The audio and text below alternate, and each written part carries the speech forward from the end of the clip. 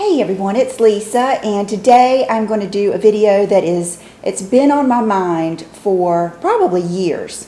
It's something that has been with John and I going through the whole, everything that we've been through. I guess we've been married, we've been married 21 years. February will be 22 years. And I think I've told you before that we met, my aunt set us up. We met. We were engaged, I believe, 3 months later, and married 8 months later, and then we had Brooke. I got pregnant like within a couple of months and had Brooke. So that's why I can always remember. She turns 21 in March, so I'll know in February it was 22 years that we've been married. One of the things that I really think that I can help women with, especially young women, is marriage, because I have been married twice. I had one boyfriend all through high school. That was, I wasn't married to him, but that was still yet another experience. Then I started dating my first husband when I was 19. We had gone to high school together, but we didn't date in high school. And then I got married at, I think, 22 and divorced by like 25 or so. And then I met John when I was 27. I, have been through some things. And also, my parents were still together, and all of my grandparents were still together, and I spent a lot of time with my grandparents. So I've been around a lot of relationships. I think about things a lot, and I'll tell you, after I split up with my first husband, I lived by myself for a while. I was very sad. I had lots of time by myself. And then I moved home with my parents, and I still had lots of time by myself. And I really did some praying. I really came back to my, I was raised in the church, and that's something I'm going to hit on. But I really came back to know God in a different way in those months. I really just had long conversations with myself, realistic, long conversations on what was my part and what did I want and what did I never want again. So last night, John and I were talking about, we're dealing with all of when you are doing what we're doing and you're buying a lot from someone and then you're doing the construction loan with someone else, it's like complicated because we're trying to get it all together. And so he's dealing with all of that, and then I'm dealing with being a mom and everything else. And so we're both, just a little teeny bit stressed. But I was just thinking how wonderful it is to have a good marriage, and how wonderful it is to have that mutual respect and to be on the same page. No matter what happens here, what happens there, to just know everything's going to be okay. So I thought, tomorrow I'm going to get up. Matter of fact, I listed them in my head. I listed 10 things to think about before you get married. And this is ageless. I mean, you think about younger girls, but when you get remarried, it's things I had to think about when I got married at 28. I got up this morning. We got up about 5:30. I went upstairs and I thought, well, let me watch some other videos and just see what else other people say out there. And some of them are the same, but I feel like I can add my own twist and my own experience. First thing you need to do, and this is not even number one, but the first thing that I think you need to do is you need to think about it. It's not just go out there, find someone you're attracted to, and go from there. You need to, right as soon as you are in the market, you need to decide exactly what you want and what you don't want. And that needs to be in your mind.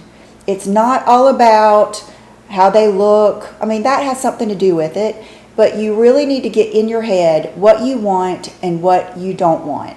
And so these things are going to kind of go into that. And I hope that I bring to your attention some things from my experience. First thing, religion and politics. Okay, we are taught to not really talk about religion or politics. And you know why? because they are very, very polarizing. There is much more to religion than are you a Christian or do you believe in God? I mean, there's plenty of people that believe in God, but yet they're not going to be on the same pathway as you are. The devil, Satan, believes in God. You know what I mean? You have to make sure that it is the same. And of course, if you're Jewish or Catholic or something, of course that's going to come into it. You know, you need to think about that because it's totally different. Now, you know, people that convert, that is a decision that you have to make, but it's something you need to know. It is going to be a big deal. It is going to be. Even if it's not now, when you're 21 or 20 or 24, it may not be a big deal. And you may think, oh, we can coexist, you know, he can think that and I can think this and we can make it work. But I'm telling you, religion and politics is about more than who you're voting for. It is about deep-rooted values. It is very, very much deeper than who is running for president. It is a set of beliefs very similar to religion. That's why they tell you in social circles, do not discuss politics and religion. If you're just friends with someone, that's different. You're not having to spend your lives with them. It's not that deeper connection. But I cannot stress to you enough how important that is. Children. I don't know how many people I have talked to that I've said, well, do y'all want children? Yeah, you know, we've talked about it. Okay, it needs to be, do you want to have children? When do you want to have children? How many children do you want? How do you believe in discipline with your children? It needs to be, what religion are we going to raise our children? It needs to be, where are we going to raise our children? Do you think children should be in private school? Do you think they should be homeschooled? The responsibilities. When John and I met, I made it perfectly clear that I did not want to work. I wanted to be a stay-at-home mom. I can remember we were sitting on a boat when I told him that. I made it clear because I had already gotten to know that was something that was not okay with a lot of men, and it's part of who I am. That is part of my identity. I always wanted to be a mom. As a mom and a wife. I never envisioned myself wanting to be a single mom. So that was very, very important to me. Do not think that they will change their minds. Do not think that things will change, and we'll go into that further. Parents-in-law. When you get married, their family is your family.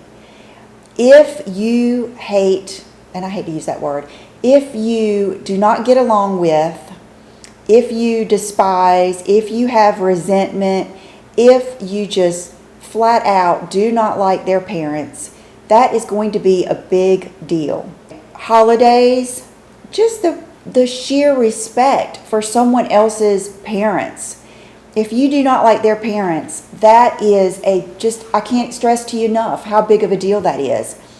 And think about, they are a product of their parents. And the apple does not fall far from the tree. You are a product of your parents.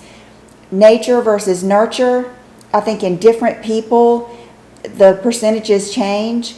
But I know with my children, they popped out with their personalities they've got right now. And they have been, that little personality has been shaped by the way they live. If Brooke goes out and gets a man who is very disrespectful to her and hits her or something, that is going to be something that she has never seen here. And she is going to be more prone to probably not like it. You need to find out how they were brought up, what was their home life like. If they were brought up with abusive parents and they were brought up being, beat with the belt when they got a C on their report card, then you need to straighten that out. Because I'm telling you, That is something I think about all the time, is how blessed and thankful I am that John and I are on the same page with our discipline and our children. Because what if he went and did crazy stuff I hear about, like locking kids in their room and taking the doorknob off, or taking the, just stuff that I don't agree with. It may be something you do, but I don't agree with.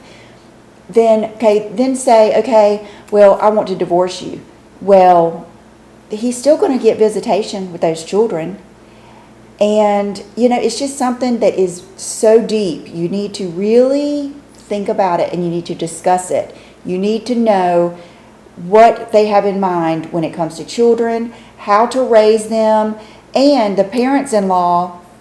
Your kids are going to be going to their house. If you hate the way your mother and father-in-law drink and party on the weekends, or you hate that they do this or do that or whatever, just keep in mind your kids are probably going to go to their house.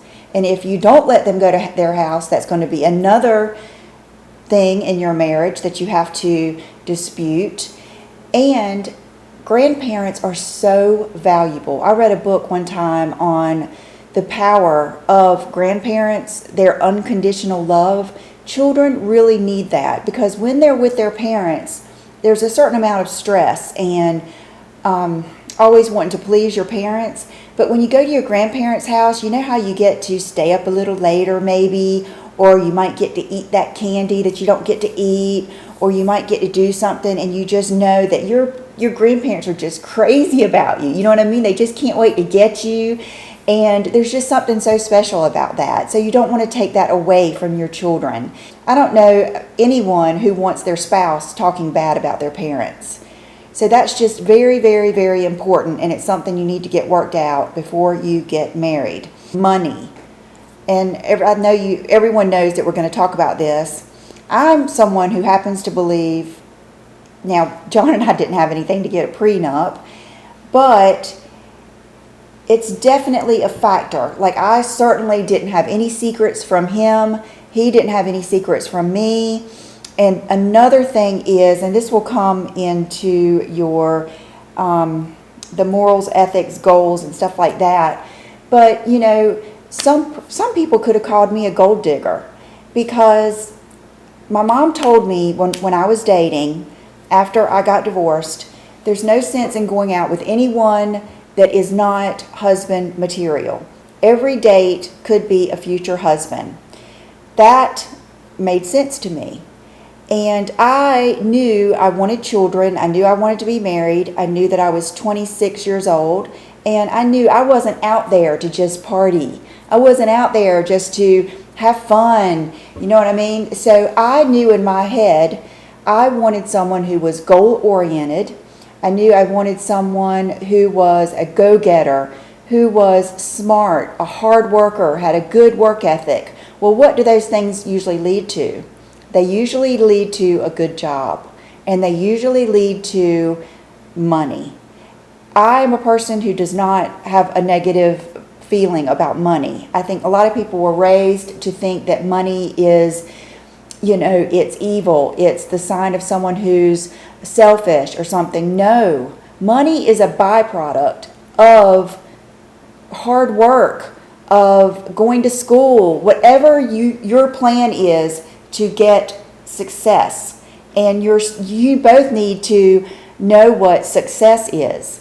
Like, I know success to some people. Like, when I went to college, I did not graduate, but when I was going there, I was going to be a teacher.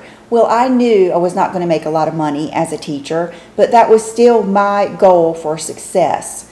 So that is something you need to think about. When you're thinking about money, think about, if they don't have any, why? If you date a man who is 30, 40, 50 years old and they don't have any money, there is a reason. There's a reason. And you need to figure that out. Now, if you choose to marry them anyway, that's on you. But you need to know that. Another thing you need to do is be honest with them about what you owe. I can remember I had just a couple of debts that I think it was like some tires I had gotten for my car, which you guys know I drove a Corvette. The tires are crazy expensive. So every time I got some, I would have to pay for them in a couple of little increments. And so he paid that off. And I might have had like one more credit card that kind of got me through. But for the most part, that was it. And I told him and he paid it and we were on the same page. Another thing is you need to know what your role is as far as paying bills. And we discussed that. So are you going to have one account? Are you going to have two? Is one person going to be in charge of the checkbook? Like when I didn't work, John was in charge of the checkbook. I had to sit right beside him and go through my checks. This was the old days when you really balanced your checkbook. And, I would have to explain to him, what this was for, what that was for, and he would tell me, we can't afford to do that or whatever else, So money, politics, religion, children, the grandparents, the parents-in-law, these are all things that sound obvious, but I can't tell you how many people I see like on TV or in my own life that thought this was going to work itself out, and it will not. It will not. I'm going to tell you, I'm going to go ahead and go down to part of number 9. What you see is what you get. What you see is what you get. We don't change that much. Matter of fact, my belief is you just get stronger. Whoever you are becomes more intense. Think about your grandparents. How if they were grouchy, they got grouchier. If they were sweet and kind, they just stayed sweet and kind, and they were sweet and kind to the end, if not more. I mean, just think about those strong traits. That is in a person. It is part of their DNA. It is not going away. And I don't know if I'll get this right. I always mess it up, but I've heard a saying, and it's so true. Women marry a man hoping he'll change. Men marry a woman hoping she never will. And that is so true. When we get married, we expect this person, like men expect us to never change. They expect us to be skinny, hot, want to get laid all the time. It's just, they expect that, where a lot of times women think they can fix a man. And both of those are just unrealistic. They're just unrealistic. Now both of my big failed relationships, they're all on me. All on me, because what I saw is what I got. I thought I could change it, and I could not. Another thing I have is where to live. Do you want to stay near your parents, buy or rent, and state, country, etc.? You need to know what you expect. Like, are you someone that one day you dream of living in France? Are you someone who wants to move to Brazil? I mean, all those big decisions you need to discuss. You need to talk about them. It's not like you have to date this person for a real long time. It just needs, once you realize you're serious, you need to talk about serious things. And where you're going to live is a big one. If you, like, say I met someone here or say I met John and I had always dreamed of living in New York. Well, there is no way. He doesn't even want to go there to see it or vacation. So one of us would have to sacrifice. And I mean, that is part of marriage, but you need to know that before you get into it. I think this next one could be one of the biggest ones. I'm going to circle it right now for myself. I wrote down drinking, jealous, violent. These things are big deals. And when you are 22 and everybody around you is drinking, you think it's no big deal. Okay, when I was 22, I still didn't like to drink. Now, did I? Yes, sometimes, just to be able to be with everybody and to blend in. And it's like, I would, but very rarely did I ever get drunk.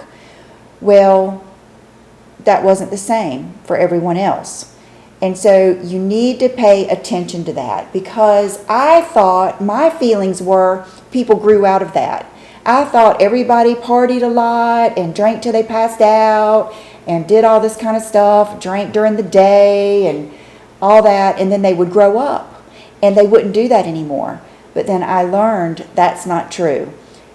pretty much what you see at 21, 18, 25, that is who they are. You will see what they find important, what they do. And I'm telling you, actions speak louder than words. And I'm going to go into that. That's going to be my final point.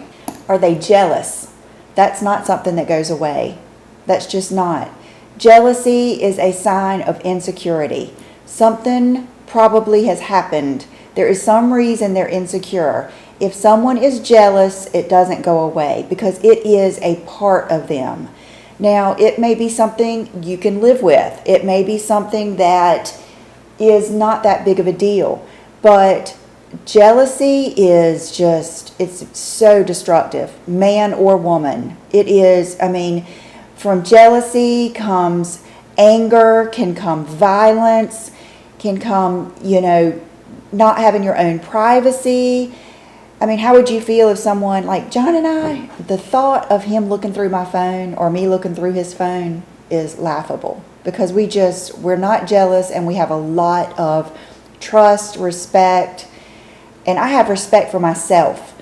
If he is texting with another woman, it will come out in other ways and I will be able to deal with that then. I do not have to go through his text to see who he's texting. That doesn't even come in my brain.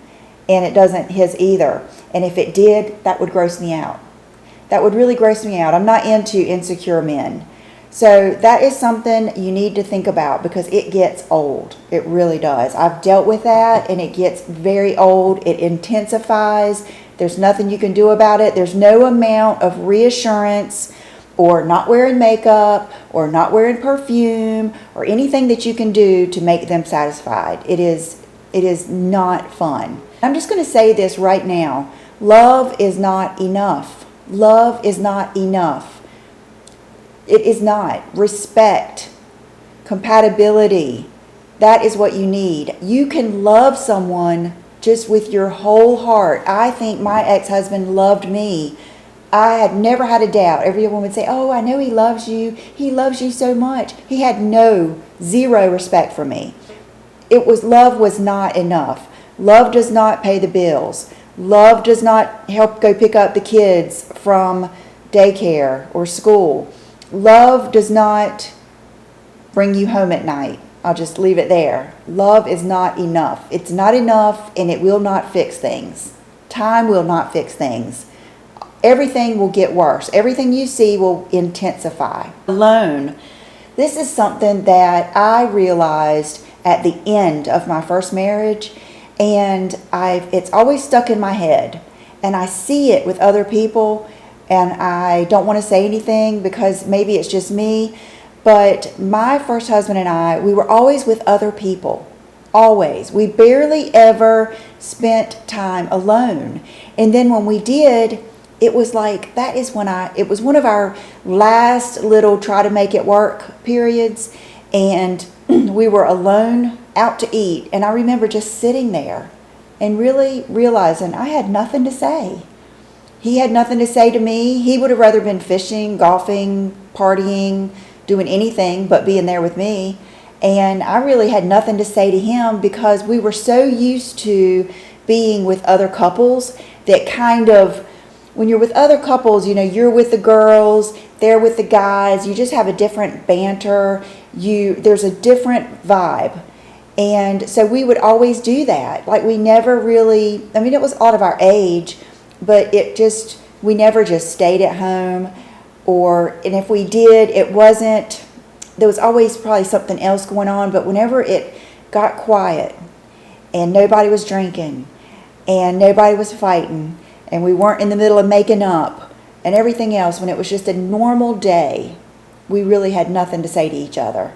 And so that's something else you need to think about. Are you always with other couples? Are you always on a vacation? Are you always making up from a fight? Or are you always doing something? But do you have many days where you're just doing nothing?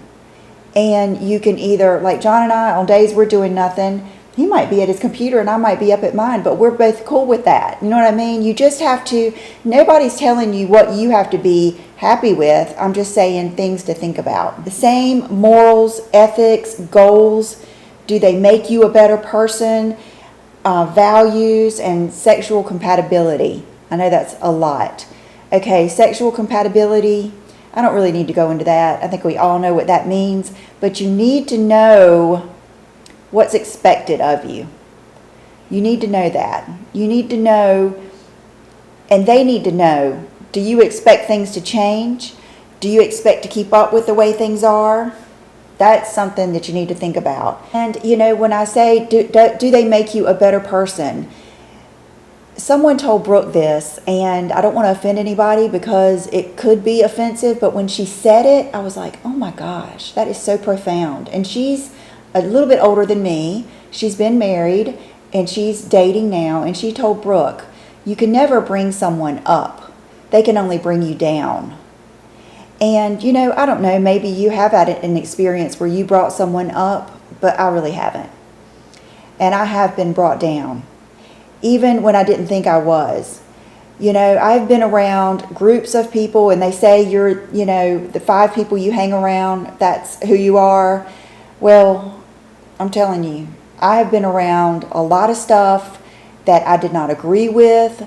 They were not my ethics. They were not anything I believed in. But in my mind, I'm not doing it. I'm not doing it. You know, I'm not doing it. You know, just turn a blind eye.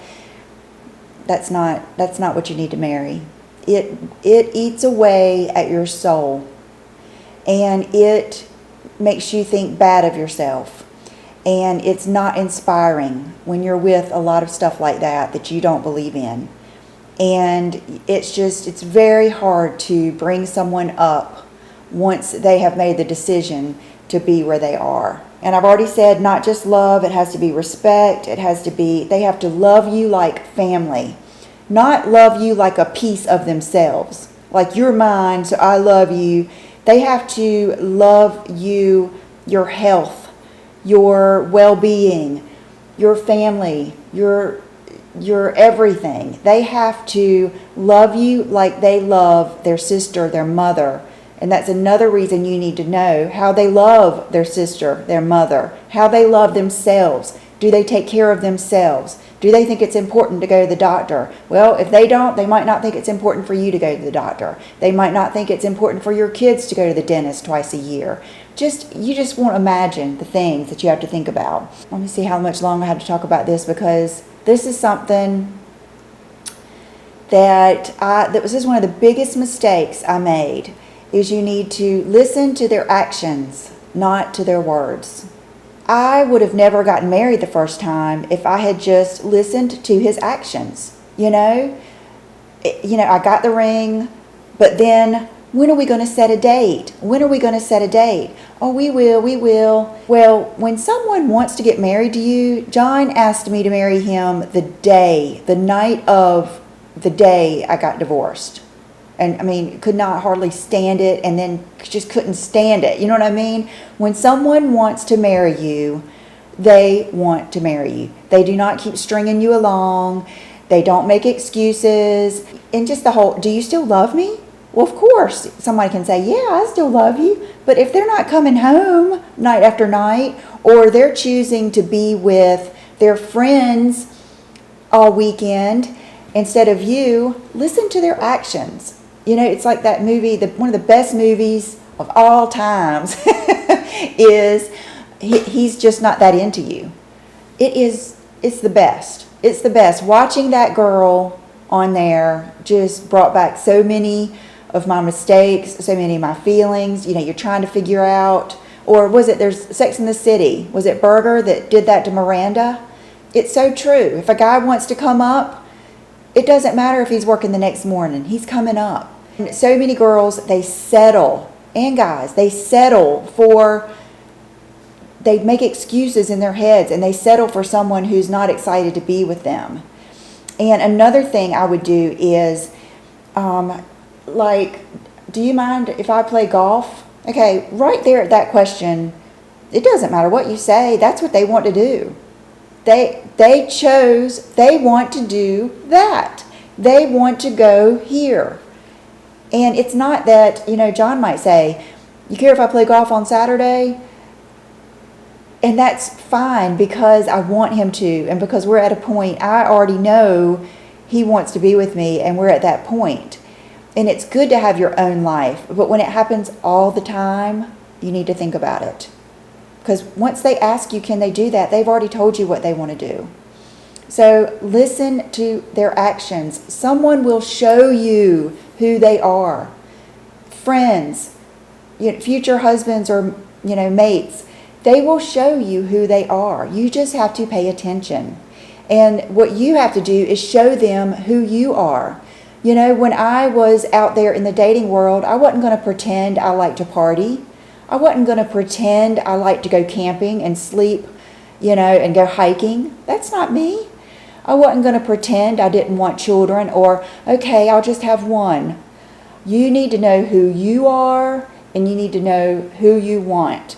And you need to know the life that you want. And go for it. And that's why I've always thought the whole online dating thing could possibly work if you did it in a right way and if people didn't lie, because you could kind of weed out what you don't want. So tell me what you think down below. Tell me what you think your biggest tip is, because I'm curious, because I know I have more of an old-fashioned belief system, and it's not about who is the breadwinner or anything like that. I just am, and I'm a realist, and I've been through it, so I know. Do a quick outfit. Okay, I put on my red bodysuit for love, and then I have on just my A Gold E jeans with the rips, and right now I just have on my flip-flops just because I haven't put on any dress shoes or anything. But I'll be honest with you, we're supposed to get 70% rain today, any minute now. That's why I don't have any good light here, and so I probably will just keep on my flip-flops. I have some new makeup on, but I'm not going to say anything about it because I want to wear it one more time. I want to try everything one more time, and then I'll tell you about it either probably before Friday, because it's only Tuesday. I can't keep anything that long. But I will see you tomorrow. Bye-bye.